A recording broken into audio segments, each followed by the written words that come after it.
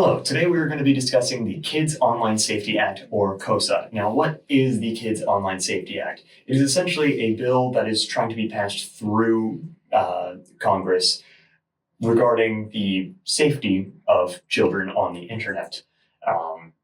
So what a child is, as defined on the bill, is a child means an individual who is under the age of 13. This bill seeks to sort of regulate what kids can and cannot do on the internet. And the way they're doing that is by making sure they know who and who isn't a child on the internet by having your identification. So some form of ID will need to be submitted to every single website that you are on, and this can exclude you from things like messaging other people on websites, accessing certain websites in general, things like that. So that is what we are going to be discussing today. My name is Jonathan. I am anti-KOSA. I'm Rock. I'm anti-social. I'm Brie. I'm pro-KOSA.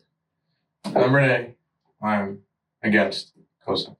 A couple reasons to support. This bill aims to help keep companies accountable for their actions for harming minors. It also aims to protect minors.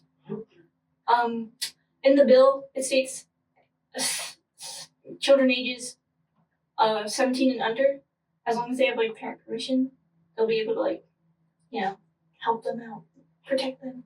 Another reason for supporting KOSA would be it helps increase parental awareness and helps parents control what their kids are doing. I think that's good. Opposition. Okay.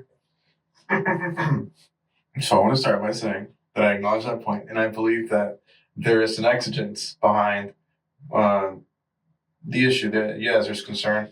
Parents are concerned about what their kids are doing. Sometimes they might even feel powerless about what their child does on social media, for example, or say video games with online access, Roblox.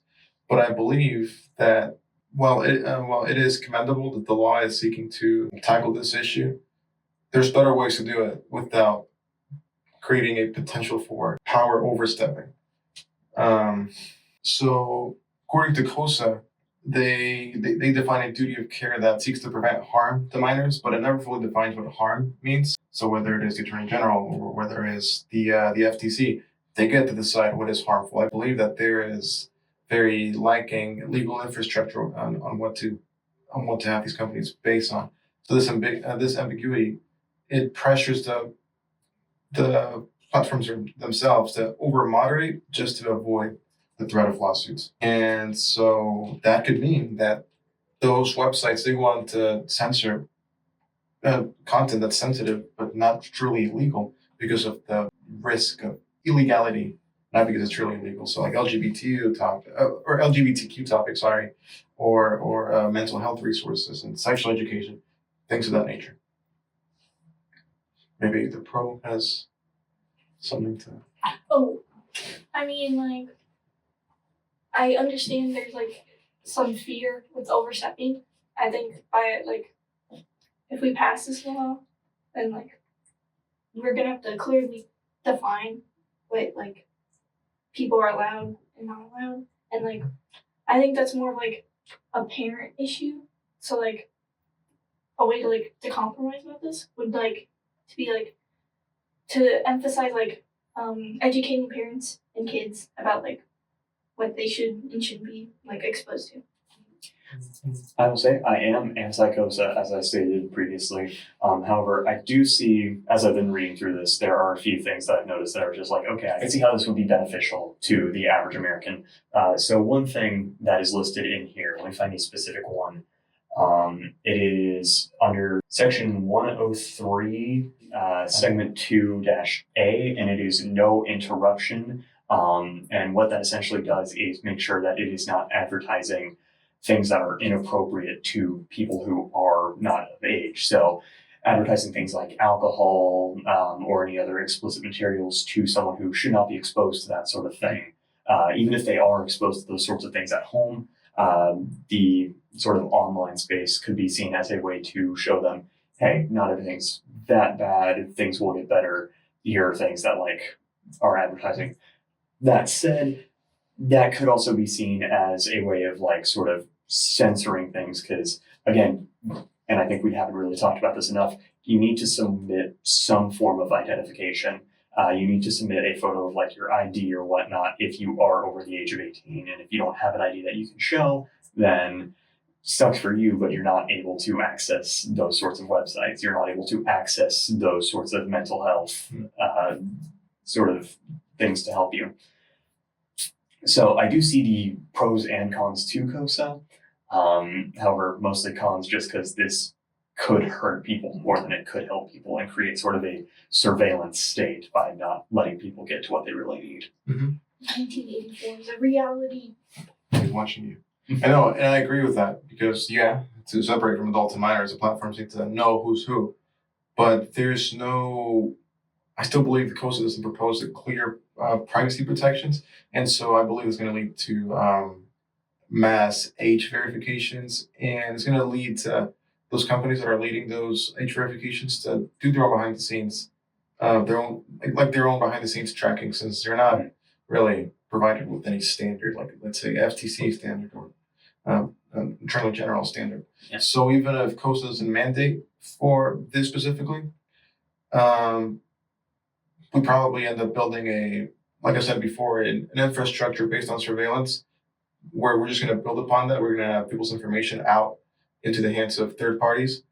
And there's going to be a digital system, digital ID system that's never going to go away because stuff on the internet never goes away. And it's going to create the basis for surveillance rather than a basis for protection. I'm Brock. I am anti-social, anti-COSA. I believe that the cons to the AOSA is they basically show bad things to it. Like they're trying to protect them from young kids, 17 and under, from being on websites they're not supposed to. Parents try to do that from a young age, teach them what websites they can and can't go on from a young age.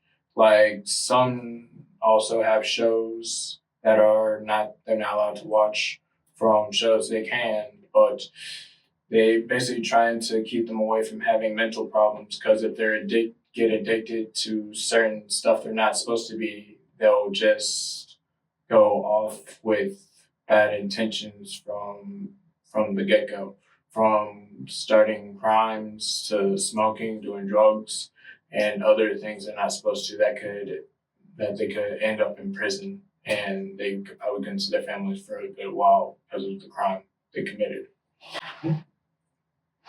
I think our stance is more, it's up to the parents, not exactly we should have the government set those regulations for us. It is all about something that we used to establish as a country, is that it is on the parents, it is on the guardians to make sure that our children are being safe. It is not on our governments to watch over us, to regulate what we are doing, but more so on the people who have raised us and helped us to establish what we should and should not be doing. Back in the day, they used to teach cybersecurity classes in elementary school. They'd be like, don't share your password with people. Don't give your information out.